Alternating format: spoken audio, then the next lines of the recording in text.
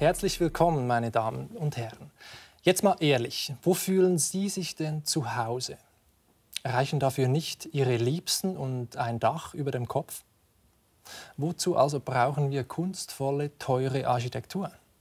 Darüber spreche ich jetzt mit dem weltbekannten Basler Architekten Jacques Herzog. Herzlich willkommen. Ja, wo fühlen Sie sich denn zu Hause, Herr Herzog? Ich fühle mich zu Hause. Das heißt, ganz banal, dort, wo ich wohne. Wie wohnen und nicht Sie? dort, wo ich reise. Das ist, glaube ich, wichtig, wenn Sie mich fragen, mit dem Zuhause. Weil es gibt ja Menschen, die fühlen sich wohl, wenn sie immer unterwegs sind. Und ich habe da ein extrem statisches Bedürfnis. Vielleicht genau als Reaktion auf die vielen Reisen, die wir seit vielen Jahren jetzt machen müssen. Und wie leben Sie zu Hause? Also wie wohnen Sie? Ich wohne in einem Haus, das wir früh bauten. Herzog de Mont war eigentlich als Social Housing, also nicht in einem Einfamilienhaus, sondern mitten in der Stadt, in einem Haus, in einem Hinterhof. Ziemlich versteckt. Und das war alles nicht geplant, aber wir sind da geblieben. Und weil wir da sehr wohl sind, meine Familie und ich. Und das gehört alles zu diesem Zuhause, dass es eben allen gefällt, die mich umgeben, die mir nahe sind. Auch die Freunde, da bin ich auch eigentlich eher altmodisch. Es ist wichtig, dass das Wohnen zu Hause mit der Nähe zu den Freunden verbunden ist. Also bei mir spüre ich das, ich fühle mich da zu Hause, wo ich mich einerseits verwurzelt fühle, wo ich soziale Kontakte habe, wo ich mich aber auch in der Umgebung irgendwie wiedererkenne, weil ich vieles gewohnt ist. Versuchen Sie dieses Gefühl, sich wieder zu erkennen in der Umgebung, auch mit Ihrer Architektur umzusetzen? Das ist ja eine Wechselwirkung. Wenn ein Mensch irgendwo aufwächst, dann prägt ihn das. Und es gibt Menschen, die wollen da ausbrechen, wollen ganz was anderes. Andere Städte, andere Länder, anderer Kontinent oder andere, die wieder genau das immer wieder suchen, dieses Pattern. Und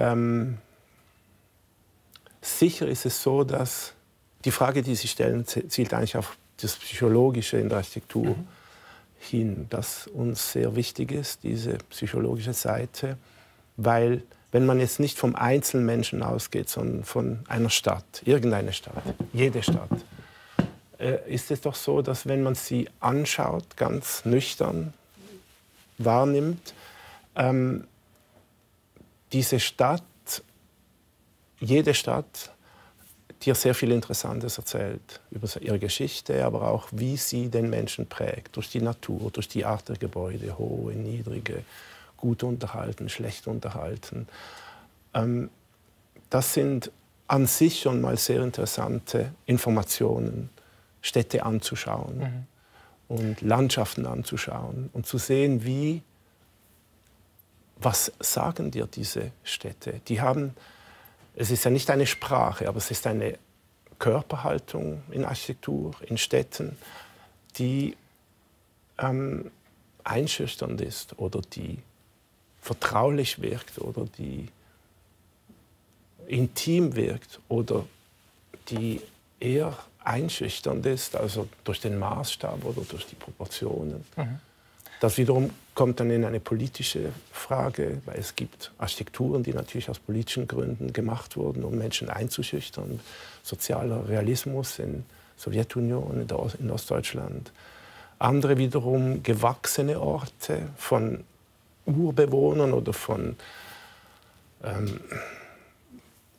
ethnischen Gruppen, kontrollierte und bebaute Orte, die wiederum sehr stark mit dem Leben der Menschen, durch das Leben der Menschen geprägt ist und nicht durch eine politische Macht geprägt ist. Aber also es gibt ein ganz großes Spektrum, das da... Aber andererseits nicht nur geprägt ist, sondern auch prägt.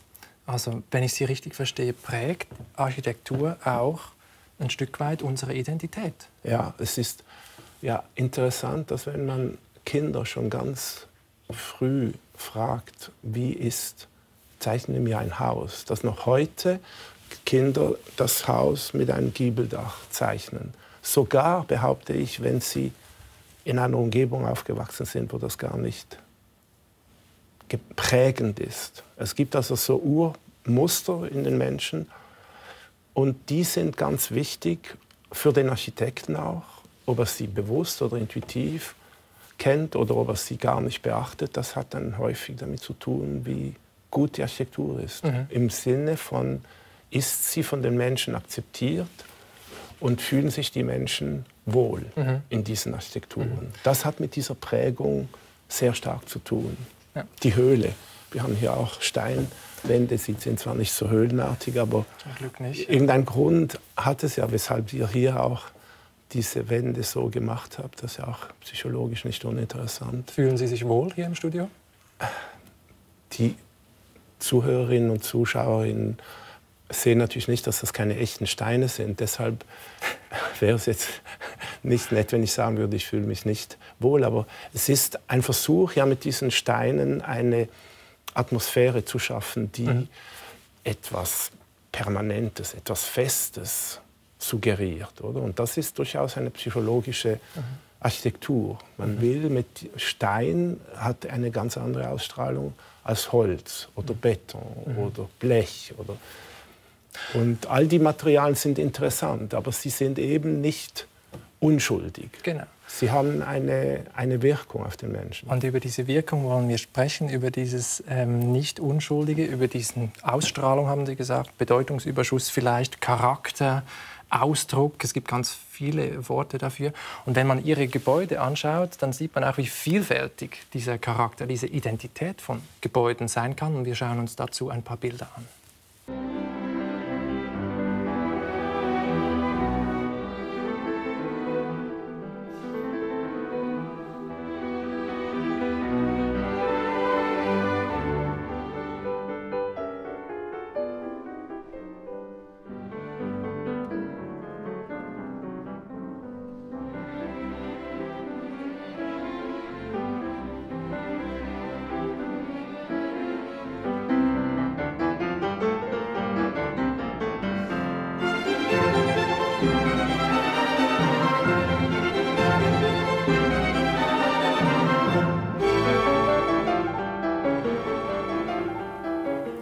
Ja, alle diese Gebäude haben so etwas wie einen Charakter oder eine Identität, fast schon wie ein Mensch. Manche sind verspielt, manche ernst, lieblich.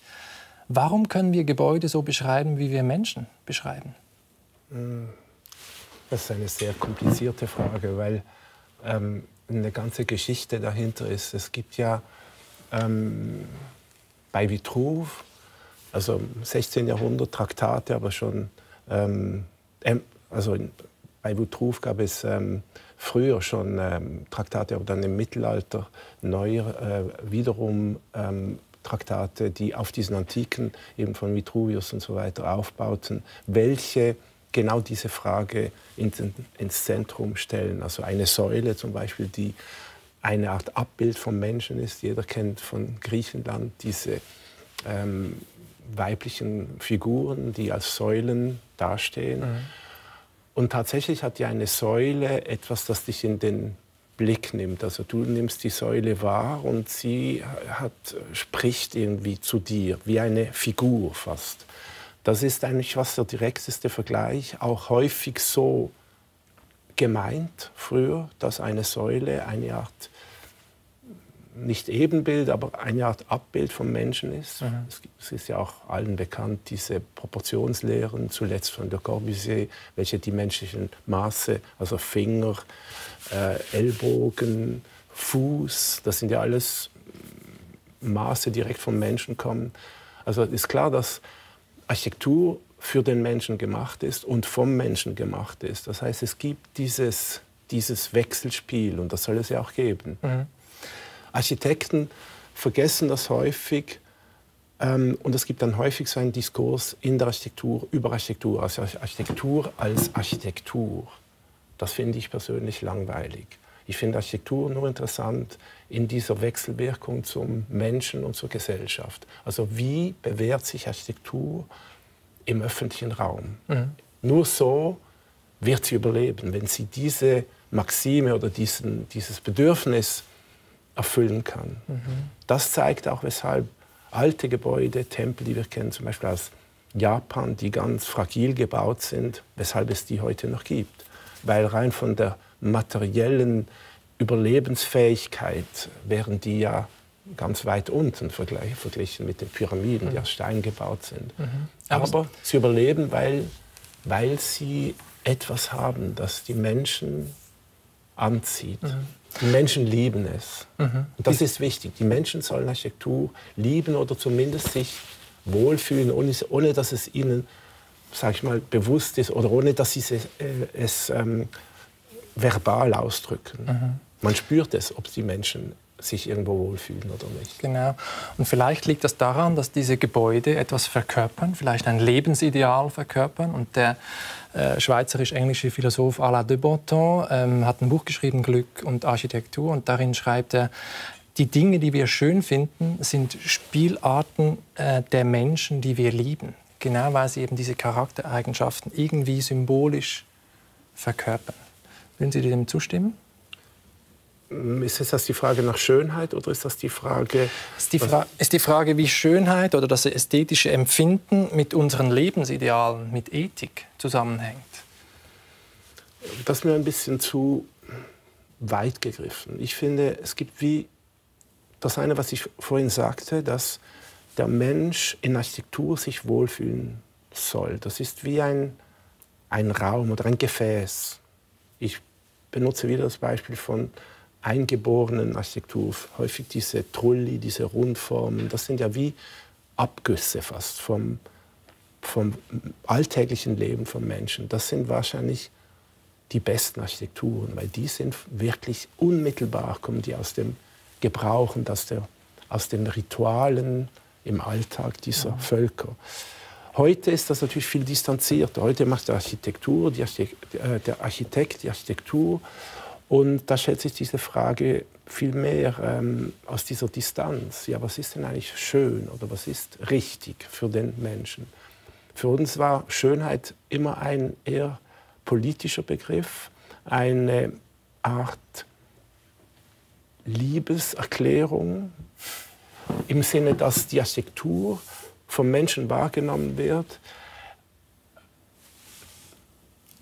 dass er wie sich auch fragt, weshalb ihm ein Gebäude gefällt und dass er von dieser Schönheit, falls er sie so empfindet, auch herausgefordert wird. Ich denke, Schönheit hat damit zu tun, dass du als Betrachter, ob es ein Bild ist oder ein Baum oder ein Stück Architektur, provoziert wirst, dich selbst wahrzunehmen, also dich selbst irgendwie zu erkennen als Wahrnehmenden. Das tönt jetzt ein bisschen hochgestochen, aber das ist das Politische, das meint ja auch Marcuse in seinem Ästhetikbegriff, dass Schönheit etwas Politisches ist, weil es den Menschen ernst nimmt, weil es den Menschen dazu auffordert, das wahrzunehmen, diesen Wahrnehmungsprozess als etwas Energiereiches, als etwas Motivierendes, als etwas Inspirierendes. Ja, dass da ein Prozess entsteht, der dem Menschen etwas gibt und das ihn eben stark macht. Wenn du ein Bild erkennst und du liebst etwas, du erkennst etwas in einem Museum oder einem Gebäude, ist dieser Wahrnehmungsprozess, das ist dann dein eigener Prozess. Du erkennst es als so oder so und nicht anders. Nicht, weil jemand dir gesagt hat, schau mal, das ist ein schönes Haus, oh, das ist ein tolles Haus. Oder die Bilder nur anzuschauen, weil sie so teuer sind, sondern du hast erkannt, dass das eine tolle Arbeit ist. Du, als Mensch siehst du das und das ist deine eigene Wahrnehmungsenergie. Das ist für mich der interessanteste Begriff von Schönheit, weil er damit zu tun hat, weil er mit dem einzelnen Individuum zu tun hat. Deshalb kann ich auch nicht objektiv sagen, Architektur ist schön, wenn sie so und so ist. Es gibt keine Objektivität. Es gibt eine Art Intersubjektivität. Wenn viele Menschen, jetzt zum Beispiel die Elbphilharmonie, die ja gezeigt wurde, die finden fast alle toll. Und ich kann nicht objektiv sagen, es interessiert mich auch nicht, ehrlich gesagt, weshalb jetzt das Schönes ist. Interessant ist, dass viele Menschen jetzt plötzlich das sehr schön finden, weil sie darin sich selbst irgendwie, weil sie selbst etwas darin erkennen. Aber dann ist das doch der Grund, weil Sie sagen, es interessiert Sie nicht, warum die das schön finden. Nein, aber weil Sie sich selbst wiedererkennen und weil es etwas anstößt, vielleicht, diesen Prozess, den Sie auch beschreiben? Nein, ich sage nur, ich kann nicht objektiv, ich kann das nicht wie objektivieren. Wenn du in einer Jury bist und sagst, wir machen jetzt einen Wettbewerb oder wir sagen, welches Gebäude ist jetzt da ein schönes Gebäude. Es gibt vielleicht einen Konsens in der Jury, das ist eine Art intersubjektiver Konsens. Viele finden das schön, es ist aber nicht objektiv so, dass sonst wäre es ja wie ein Rezeptbuch, ich könnte das ja sonst erzeugen. Und du versuchst als Architekt das natürlich zu erreichen, diesen Moment, wo Menschen etwas schön finden, etwas lieben, etwas akzeptieren. Vielleicht sollte man das auf einer Ebene ein bisschen runterkochen. Die Menschen gehen gerne hin, gerade bei öffentlichen Gebäuden. Wir machen mittlerweile viel mehr öffentliche Gebäude. In unserer jüngeren Karriere, logischerweise, wollte niemand von uns ein Theater oder ein Konzerthaus. Und jetzt sind häufig diese Art von Projekten, die eben in der Öffentlichkeit sind. Und deshalb ist diese Frage viel relevanter, weil es eine viel größere Öffentlichkeit betrifft. Mich würde interessieren, braucht Architektur Ihrer Ansicht nach eine Idee, ein Konzept dahinter? Oder reicht es, wenn sie von den Menschen angenommen wird, wenn dieser stimmige Eindruck entsteht? Das geht natürlich nur, wenn ein Konzept, also eine konzeptuelle Energie dahinter ist oder ein konzeptueller Aufbau. Und so wie wir arbeiten, angefangen mit Pierre und mir als quasi Zweiergruppe und dann später mit Angestellten, haben wir immer diese konzeptuelle Herangehensweise gefördert, weil wenn du alleine bist, bestimmst du alles mit deiner genialen Hand oder wie auch immer. Also bei uns war das immer ein Dialog zwischen Pierre und mir und jetzt heute zwischen uns und einzelnen Partnern. Und deshalb ist die konzeptuelle Ebene sehr wichtig, weil du musst das wie eine sprachliche, begriffliche Ebene verständlich machen. Das heißt, es ist dann nicht objektiv, aber es ist ein Dialog. Du musst das überzeugend darstellen und konzipieren, damit andere im Team daran teilnehmen können, an diesem Dialog. Das ist auch eine Art Kritik, eine ständige Kritik an diesem Prozess des Entwerfens und des Werdens des Gebäudes. Ich möchte mit Ihnen 3 Gebäude anschauen und bitte Sie ganz kurz in 1, 2 Sätzen zu sagen, was dieses Leitkonzept oder die Idee dahinter gewesen ist. Und anfangen möchte ich mit der Tate Modern in London. Umbau eines Kraftwerks. Wir sehen hier das Bild. Was war die Idee dahinter? Es wäre verständlicher, wenn man alle anderen Entwürfe sehen würde, die Architekten, die mit uns in Konkurrenz waren, abgegeben haben. Wir haben am meisten die Kraft des Bestehenden. Das ist ein Riesenbau. Von oben ist es eigentlich ungünstig, weil als Mensch bist du auf dem Boden und nimmst das von unten her wahr. Das ist ein Monstrum, ein Riesending aus Backstein. Und wir wollten diese unglaubliche Mächtigkeit dieses Industriebaus erhalten und nur so manipulieren, dass es eben von einem Kraftwerk zu einem Museum werden konnte.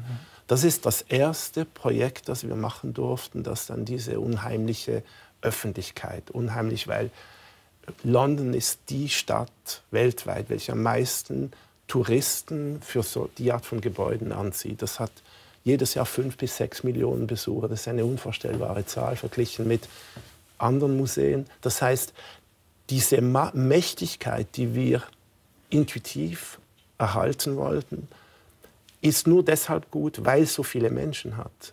Wenn das in der Schweiz stehen würde, wäre das fast schon beängstigend, weil es wäre zu mächtig. Hier stimmt es und das war die richtige Entscheidung. Auch diese Turbine Hall, die man hier sieht, Turbinenhalle, die wir sehen, ja. In dieser Dimension, der Architekt, der das plante, vor 70, 80 Jahren, hat ja die Kathedrale, das zentrale Schiff einer Kathedrale im Blick gehabt, also diesen Raum gestaltet. Und wir haben diesen Eindruck noch verstärken wollen durch diesen Eindruck. Das war die konzeptionelle Basis. Wir gehen ein Bauwerk weiter, und zwar interessiert mich das Nationalstadion in Peking. Das Vogelnest wurde es dann auch genannt. Was zeichnet dieses Bauwerk aus? Ich finde den Übernamen, den Nickname, die Chinesen lieben das, Übernamen. Ich finde es auch grundsätzlich interessant, weil das Thema der Übernahmen an die Frage von vorhin anknüpft, der Psychologie und der Stellung eines Gebäudes oder was Menschen als Heimat empfinden bei Architektur. Die Chinesen haben diesen Namen Bird's Nest gegeben und wir wollten etwas machen, das durch diese Verästelung der Struktur tatsächlich an eine Art Nest, also eine Art Home für viele Leute auch gegen außen ausdrückt. Also nicht die Unterseite der Zuschauerrampen. Man sieht ja nicht einmal, dass es eigentlich ein Stadion ist. Wir wussten, dass ein Olympiastadion eigentlich etwas Dummes ist, weil das nur für 2 Wochen dasteht und nachher meistens eine Ruine wird. Hier wussten wir, dass diese Riesenstadt fähig sein würde, das weiter zu bespielen, nicht als Leichtathletikstadion, sondern eine Art öffentlicher Park.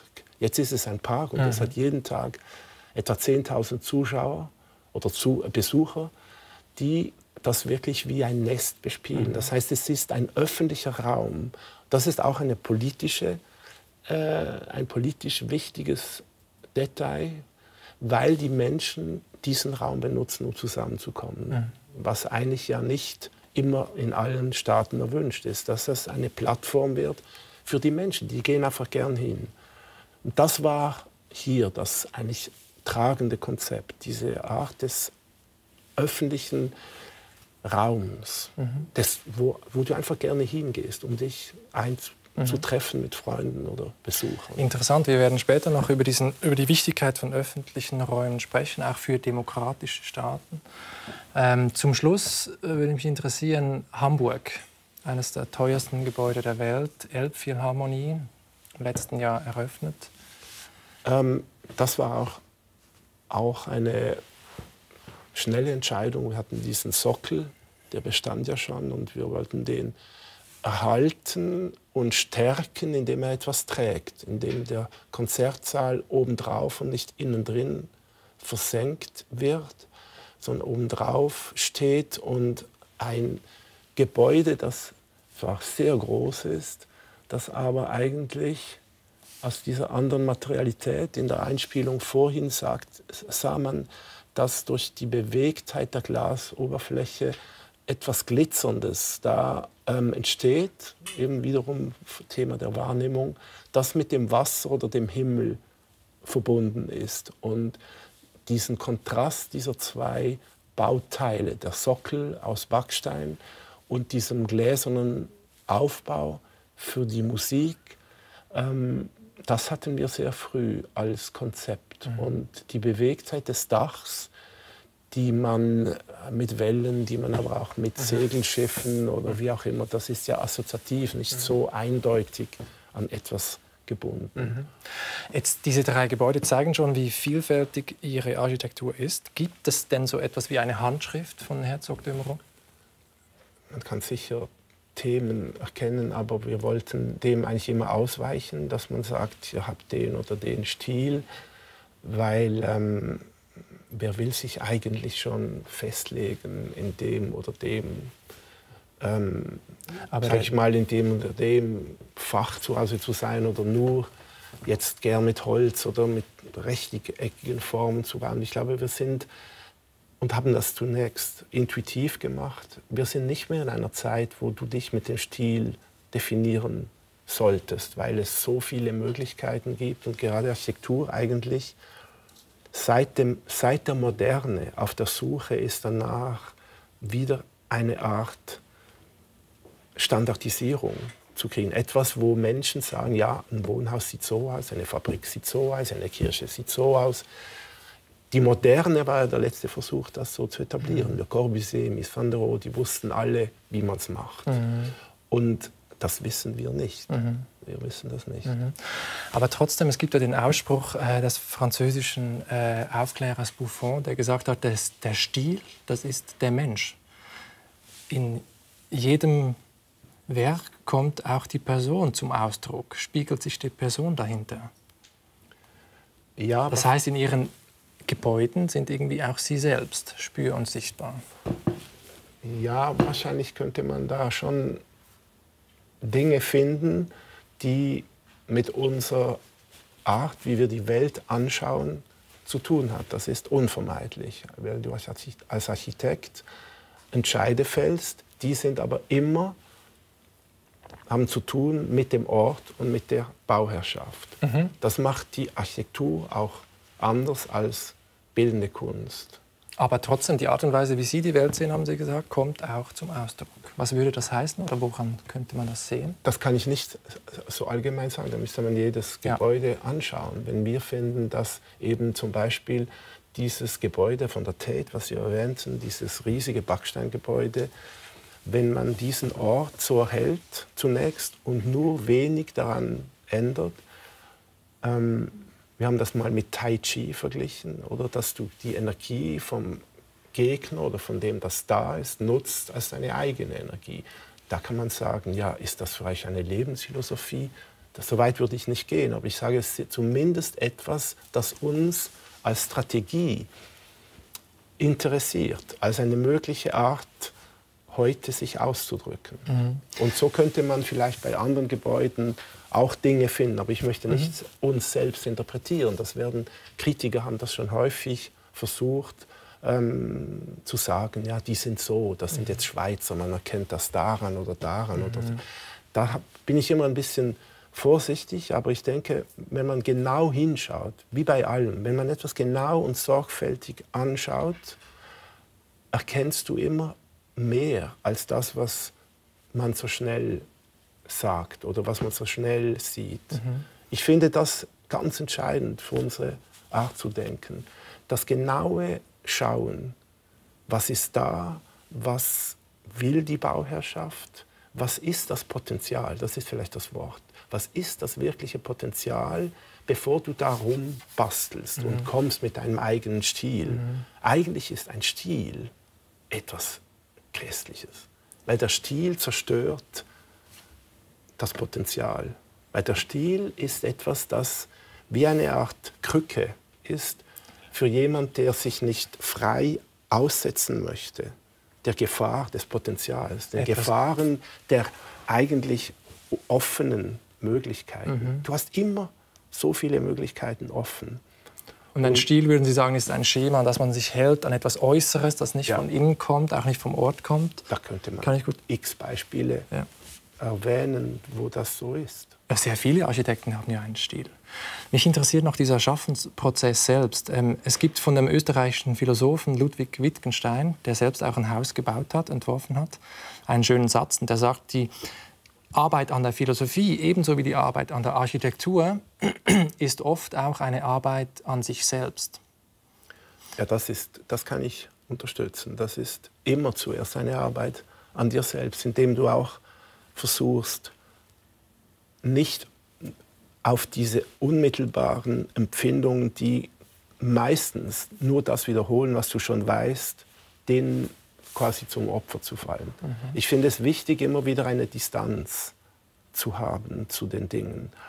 Und das Intuitive ist wichtig trotzdem. Aber es ist wichtig, dass man das immer auch wieder in Frage stellt. Deshalb dieses dialogische Arbeiten, das ich seit der Schulzeit mit Pierre de Meuron habe, das machst du ja zunächst als Kind nur intuitiv, aber dann wird das zu einem Prinzip, das in deinem Leben wichtig wird. Und das verweist sicher bis zu einem gewissen Grad auf deine Person. Dem kannst du gar nicht ausweichen. Ob du schreibst oder malst oder baust oder interviewst. Genau.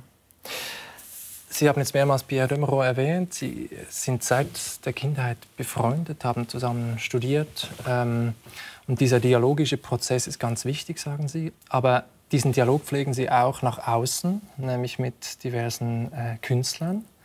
Ai Weiwei zum Beispiel, mit Beuys hatten Sie Kontakt und so weiter. Remy Zaugg, der Schweizer. Was kann denn Architektur von Kunst lernen? Architektur kann von ganz vielen Sachen lernen, auch von Medizin und von Psychologie und von Philosophie. Und ist ja alles interessant. Architektur war ja für uns ein Studium, das wir machten, weil wir genau so dachten über Architektur, ganz naiv. Das ist etwas, wo Sachen zusammenlaufen. Da kannst du deine sprachliche Kompetenz oder deine Lust aufs Zeichnen oder aufs Basteln, aufs Experimentieren. Und das stimmte ja. Und so haben wir das dann auch gelebt. Und ich selbst habe ja auch mich lange Jahre als Künstler gesehen, bevor ich eigentlich Architektur machte und dachte, ich kann das parallel entwickeln, bis ich merkte, dass ich dazu nicht fähig bin, aber nicht die gleiche Qualität darin entwickeln könnte und dass es auch nicht geht. Du kannst nicht zwei Sachen machen im Leben, da bin ich überzeugt. Unsere Zeit erlaubt das nicht. Aber Architektur ist ja wie alle anderen Berufe ein kreativer Beruf. Das heißt, es ist ganz wichtig, dass du deine kreative, kritische, wahrnehmende Intelligenz einsetzt in dem Gebiet. Und Architektur hat eine Nähe zur bildenden Kunst, ist keine Frage, ist aber auch wieder sehr anders, weil eben Architektur machst du für jemand, hat eine Funktion und Kunst hat keine Funktion. Kunst ist unnötig. Und diese unnötige Seite der Kunst ist ja das Paradox, ist das auch Faszinierende an der Kunst. Und Architektur hat auch unnötige Seiten, aber wenn es nicht die Notwendigkeit auch ausdrückt, da zu sein, dann ist sie zugleich wertlos. Der unnötige, oder sag ich mal, der Teil, den man nicht so leicht erklären kann bei Architektur, weshalb einem etwas gefällt oder weshalb du dich jetzt da wohlfühlst, das ist vielleicht der künstlerische oder der kunstnahe Teil von Architektur. Aber wenn wir mit Künstlern arbeiten, ist nicht die Idee, dass jetzt kommt Kunst hinein, sondern das Interessante bei Künstlern wie Wei Wei oder Remy Zaugg, ein großartiger Künstler und unglaublich intelligenter Mensch, ist die Lust, mit anderen interessanten Menschen etwas zu machen und irgendwo hinzugehen, wo du gar nicht genau weißt, wo das endet. Und das war immer das Interessante. Also nicht in dem Sinne, jetzt holen wir einen Künstler und der malt die Wand rot oder blau oder macht eine Figur oder eine Grimasse. Sondern diese andere Perspektive, ja, diesen anderen Blick auf die Welt. Und genau. So.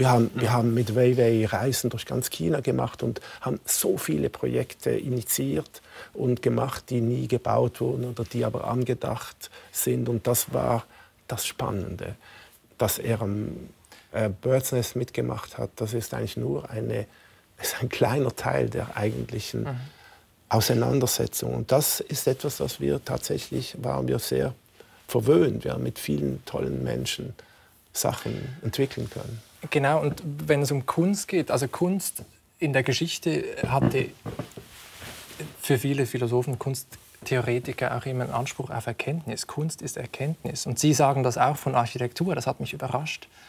Wie meinen Sie das? Ist ein Vehikel. Wenn du an etwas arbeitest, das ist wie ein Vehikel.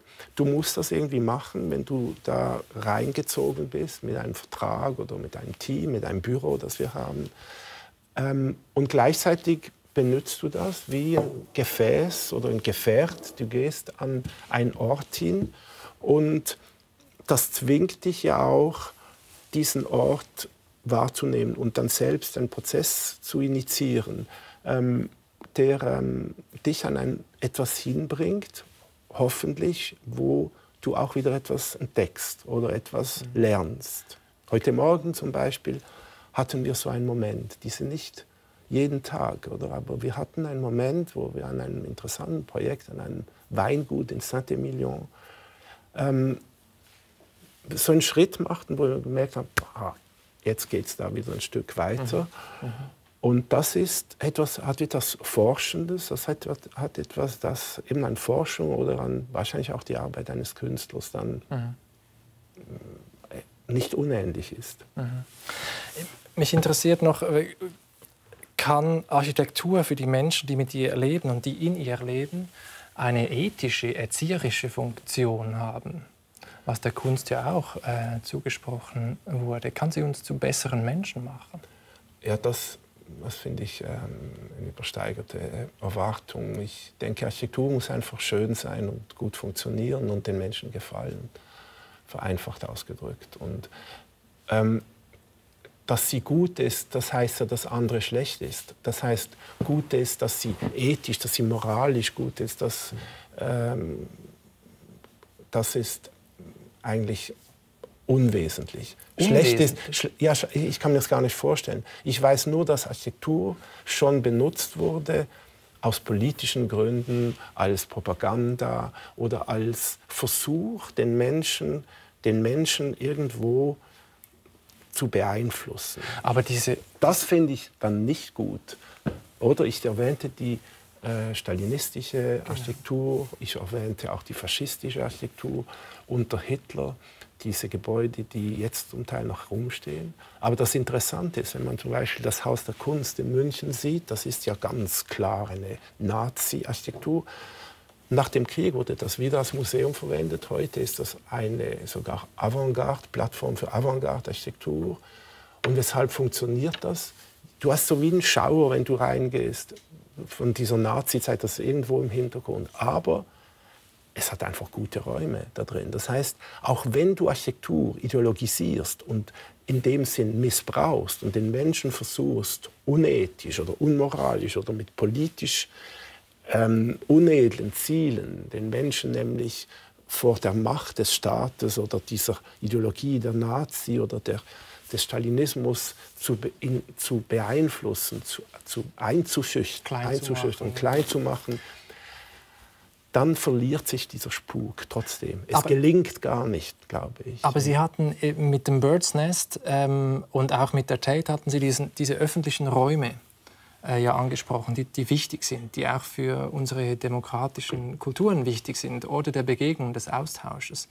Darauf spiele ich eigentlich an. Ja. Welche Rolle spielt denn Architektur im Städtebau für eine lebendige, offene Stadt, für eine Gesellschaft, die irgendwie zusammenkommt? Und ich denke, das Denken des öffentlichen Raums bei einer großen Architektur, die eben nicht privatisiert ist, sondern eben zum Beispiel ein Olympiastadion, ein Museum oder eine Kirche sowieso,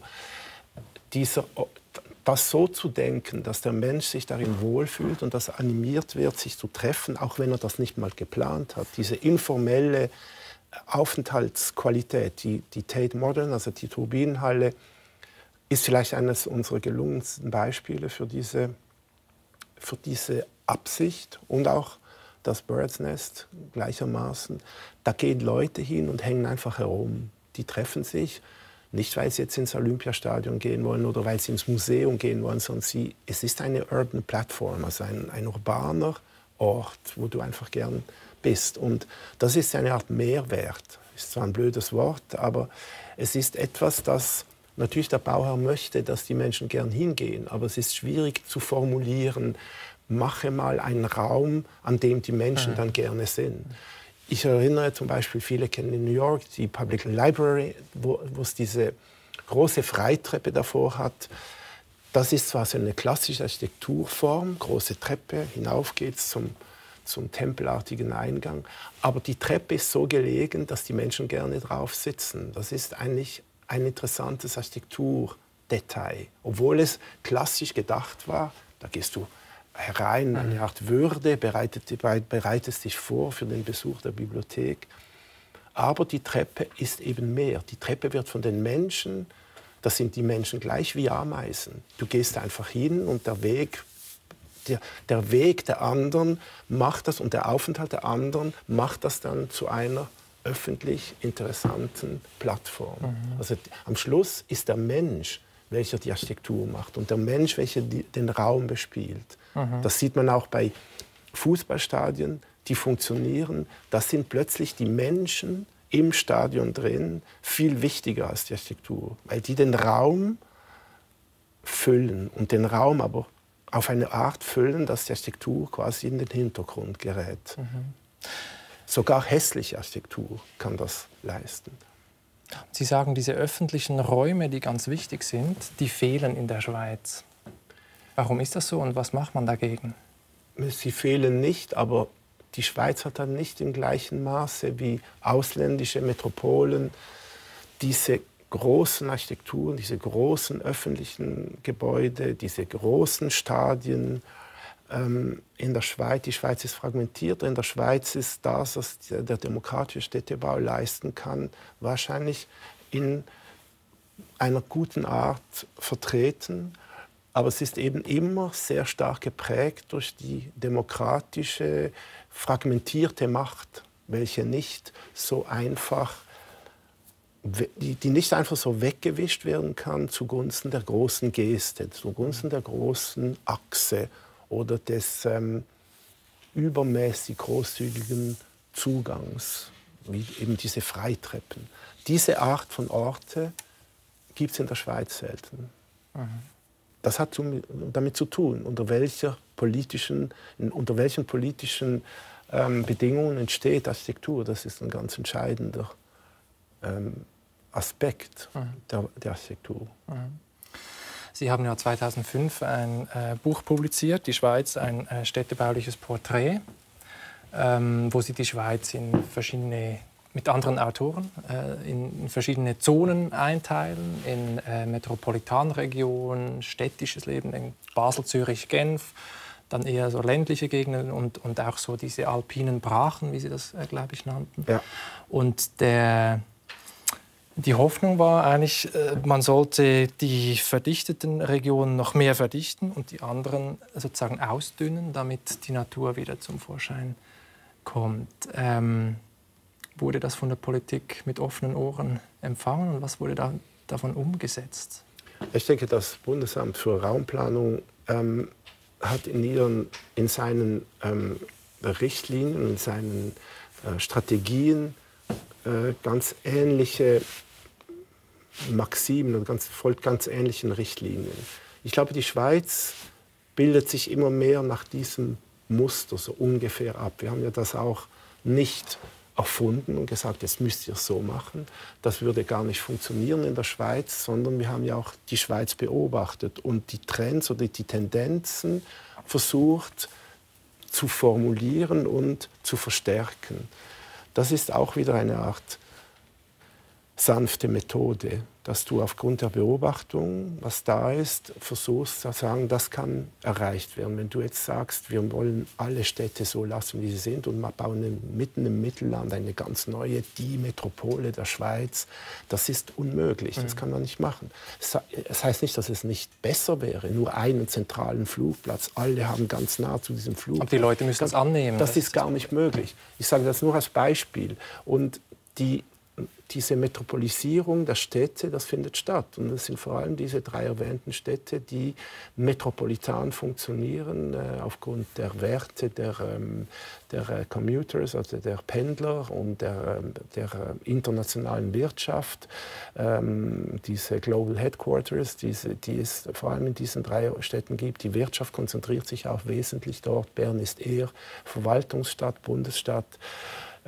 Ich glaube, das passiert. Es ist uns ganz wichtig, dass man eben nicht nur ein Zentrum, meistens ist Zürich ja das Zentrum, das erwähnt wird, dass das beibehalten wird, diese verschiedenen Pole. Das ist die Stärke der Schweiz und die soll man behalten. Es sollen eben Autobahn, Zug, S-Bahn sollen an verschiedenen Kreuzungspunkten ausgebaut werden.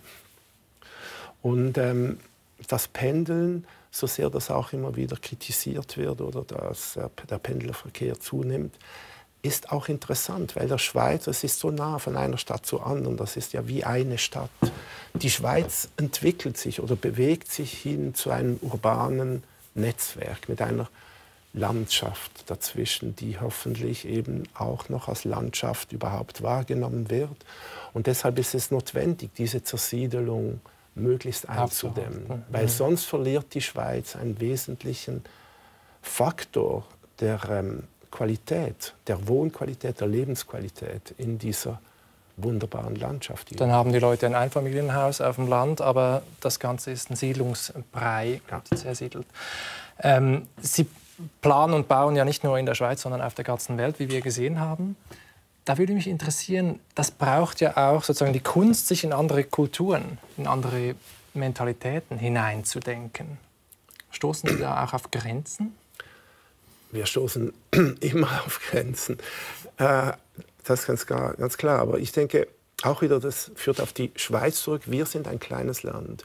Fast alle Schweizer sprechen 2 oder gar 3 Sprachen. Und ich denke, wir sind dafür nicht schlecht aufgestellt in einer globalen Welt, eben weil wir so einen kleinen Heimmarkt haben, uns nach draußen zu orientieren, schon früh. Wir wohnen in Basel, an der Grenze wohnt der metropolitane Raum, greift nach Frankreich, nach Deutschland über. Die Trams fahren ja nach Deutschland, nach Frankreich. Aber grundsätzlich jeder Schweizer ist nahe beim Ausland und ist es gewohnt, mit dem Ausland und mit der Sprache, die sich eben in Frankreich oder in Deutschland oder in England sich früh auseinanderzusetzen. Wir werden ja auch so erzogen. Und das ist ein Vorteil, wenn es darum geht, eben in anderen Kulturen zu bauen, weil du musst dich auch anpassen. Ein Deutscher hat eine viel größere nationale Identität, spürt er bei sich als wir, als Schweizer, oder der Franzose besonders, mit dieser absolutistischen, monarchischen Geschichte. Das hat seine Vorteile, weil eben gewisse Dinge viel direkter, zentral befohlen werden und ausgeführt werden können. Aber eigentlich ist es altmodisch. Und Sie würden sagen, die Schweizer tragen die Vielfalt schon in sich? Ja, du kannst stolz sein, Schweizer zu sein, aber du hast nicht diese nationale Identität, die ständig dich quasi begrenzt. Es ist heute noch so, dass viele Deutsche vor allem Deutsch sprechen. Sowieso die Franzosen, aber auch die Spanier. Und wir sehen das gerade in der Architektur, welche ein globalisiertes Business geworden ist, dass wir als Schweizer da auch einen Vorteil haben. Wir wollen auch immer ins Ausland. Deshalb bin ich ja so gern zu Hause. Wir wollten sehr gerne und früh in Frankreich bauen, in Deutschland, dann natürlich England, Amerika, Asien. Und ich denke, es hat damit zu tun, Schweizer zu sein. Hilft diese innere Offenheit oder Vielfalt für die Kreativität? Sie sagen, Kreativität ist das wichtigste Prinzip des Lebens. Ja, das denke ich wirklich. Ich denke, Kreativität ist aber nicht an Künstler gebunden oder an Architekten. Ich denke, es ist wichtig, dass Sie kreativ sind, indem Sie mir interessante Fragen stellen und auch nachhaken und etwas herausholen. In jedem Beruf möchtest du möglichst an Orte hingehen, wo du noch nicht warst. Und da kannst du alles machen. Jeder Beruf hat ein kreatives Potenzial. Und ich denke, das ist ganz wichtig. Das hat wieder mit diesem Schönheitsthema zu tun. Etwas zu machen, das dich als Person, als Mensch ins Zentrum deiner Arbeit stellt. Du musst das wollen, auch wenn du angestellt bist. Natürlich habe ich einen Vorteil, ich bin Architekt, ich bin verwöhnt, ich kann überall hingehen. Aber ich denke, du kannst auch als Angestellter, sogar jemand, der die Straße wischt, das ist vielleicht jetzt so ein bisschen ein Beusches Thema, das kreativ machen, das schön machen, das Häufchen, das du da wegwischst mit den Blättern, das Geräusch der Blätter. Ich sage das nicht zynisch, ich möchte nicht falsch verstanden werden, aber ich denke, es gibt in jeder Handlung eine Schönheit und eine Kreativität. Und das ist das, was jeder Mensch erleben kann. Das ist da drin. Aber jetzt beim Angestelltsein fand ich es interessant zu lesen, dass Sie sagen, Sie haben kein Talent dazu. Sie waren mal angestellt, Sie waren auch mal Assistent, aber das passt nicht zu Ihnen, Sie können das nicht. Ja, das ist eine Limitierung. Und mir ist es jetzt gelungen, dank Pierre de Meuron und dank anderen Menschen, die auch in ihren Talenten meine Talente ergänzen und ausweiten und uns ermöglichen, eben an einen anderen Ort hinzugehen, wo ich nicht angestellt sein muss. Aber trotzdem sind Sie immer gebunden durch den Bauherren. Und träumen Sie manchmal davon, der eigene Bauherr zu sein? Nein, ich denke, das ist auch so ein Klischee. Der Architekt, der keine Freiheit hat oder wir sind vom Budget eingeschränkt oder wir sind jetzt da gezwungen durch das Baugesetz und man darf nicht so hoch bauen. Zum Glück gibt es das für die Architekten, weil die Architekten könnten gar nicht auf einer weißen Leinwand quasi out of the blue das ideale Haus, das gibt es gar nicht. Das ist genau der Unterschied zur Kunst. Der Künstler erfindet seine eigene Sprache, sein eigenes Bild, dass niemand sagt ihm, was er machen oder was sie machen muss. Kunst ist unnötig, aber gerade deshalb so wichtig für uns. Und der Architekt hat doch eine gewisse Funktionalität und Nutzen, das er erreichen muss. Und wenn er das nicht erreicht, dann ist alles andere auch völlig überflüssig.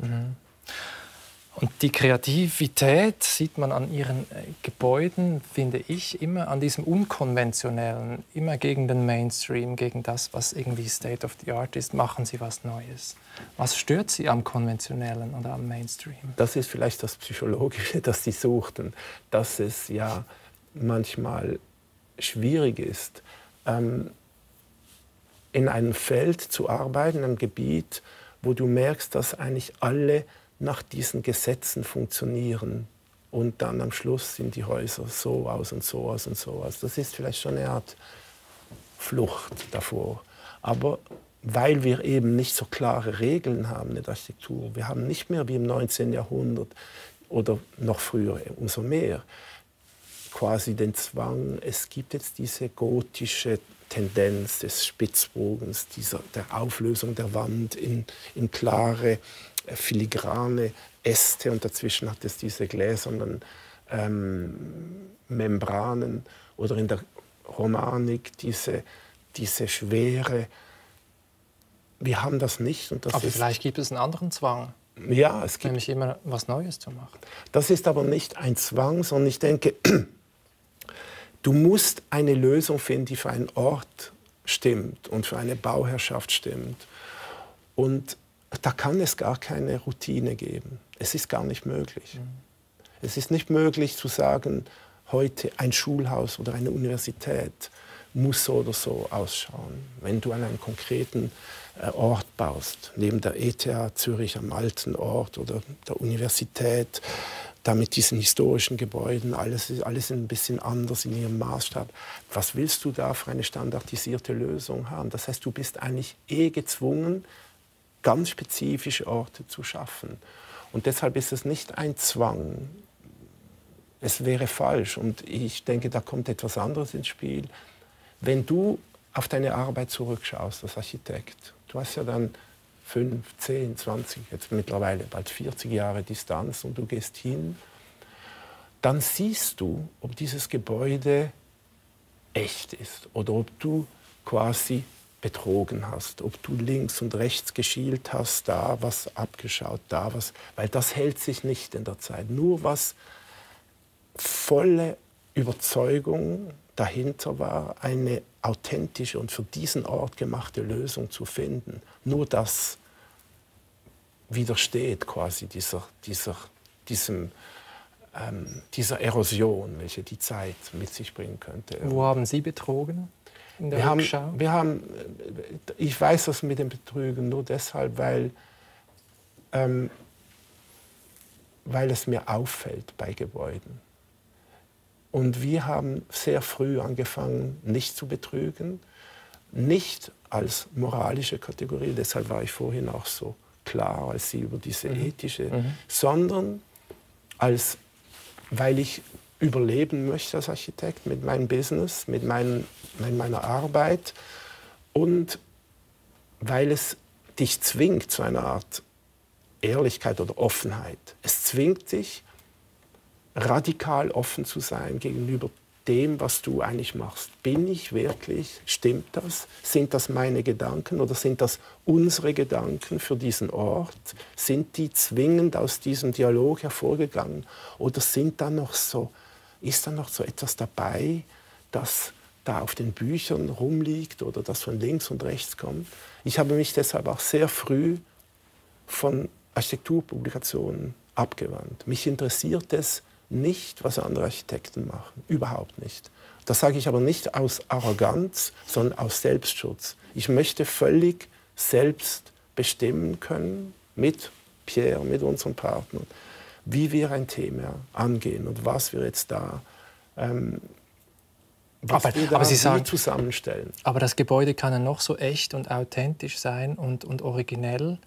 Wenn es die Bevölkerung nicht annimmt, haben Sie den Job schlecht gemacht. Ja klar, das ist aber wieder ein anderes Thema. Das habe ich ja vorhin versucht zu erklären. Das ist im Vordergrund. Und wenn du das verfolgst, wenn du eben ein Gebäude machst, das für die Menschen an diesem Ort ist, mit dieser Funktion eines Museums oder eines Fußballstadions oder eines Restaurants, dann ist das zum Beispiel ein wichtiger Ausgangspunkt für diese Authentizität, die ich vorhin erwähnte. Das ist dann etwas ganz Entscheidendes, dass es eben für diese Bestimmung gemacht ist.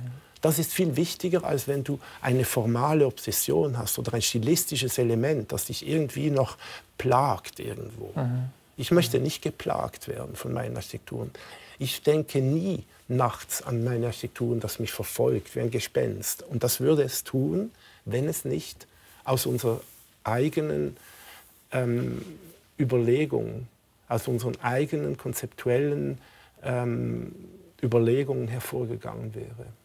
Das ist ein sehr guter Selbstschutz, ein sehr guter Test für Architektur.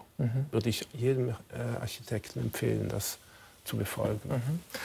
Eine generelle Schwierigkeit ist mit Architektur, dass man für die Zukunft baut. Diese Gebäude bleiben lange bestehen, aber die Zukunft ist ungewiss. Das hat sie so an sich.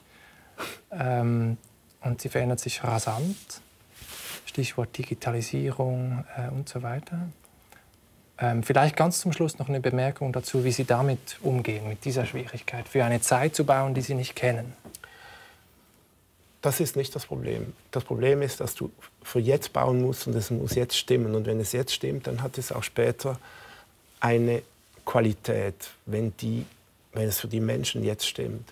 Aber die Digitalisierung ist tatsächlich eine neue Kraft in unserer Gesellschaft, in unserer Kultur, welche die Architektur in Frage stellt oder stark in Frage stellen könnte, wenn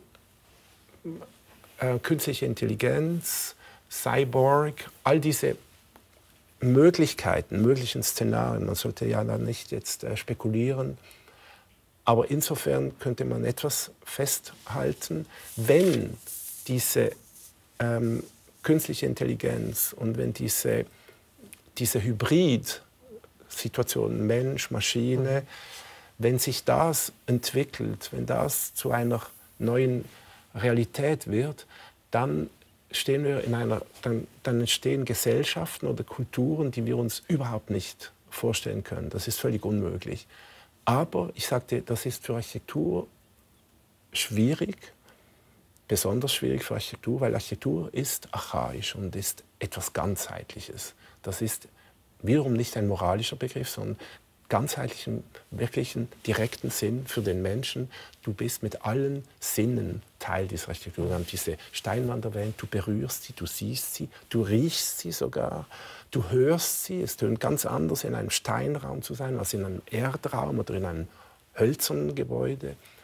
Und diese Sinnlichkeit ist das, was uns Menschen definiert, ist das, was uns Menschen sagt, ich bin jetzt gerne in dieser Architektur oder ich bin in jener Architektur. Wenn du dich verabschiedest in virtuellen Welten, und da gibt es ja bereits auch Tendenzen, es gibt diese auch Illusionsräume, wir sind auch in einem solchen Illusionsraum, in einem Fernsehstudio, diese ganzen Kardashian-Worlds und all diese virtuellen Realitäten, wenn die überhand nehmen, weil der Mensch anders ist, weil er nicht mehr nach diesen gleichen Prinzipien funktioniert, weil er nicht mehr in gleichem Maße gerne die frische Luft hat oder das riecht, wenn du auf einen Berg steigst. All diese Sachen, die uns wichtig sind, die sind fundamental wichtig für unsere Konzeption von Architektur. Das würde sich radikal verändern. Wenn das verändert, dann ist die Architektur obsolet, so wie wir sie jetzt kennen. Herr Herzog, vielen herzlichen Dank für dieses Gespräch. Danke. Ja, nächste Woche spricht Barbara Bleisch mit dem weltbekannten Psychologen Steven Pinker, der nichts weniger verlangt als eine neue Aufklärung. Und jetzt gleich zeigt die Sternstunde Kunst einen eindrücklichen Film über den Schweizer Fotografen Daniel Schwarz anlässlich der aktuellen Ausstellung im Bündner Kunstmuseum in Chur. Bleiben Sie also dran und einen schönen Sonntag.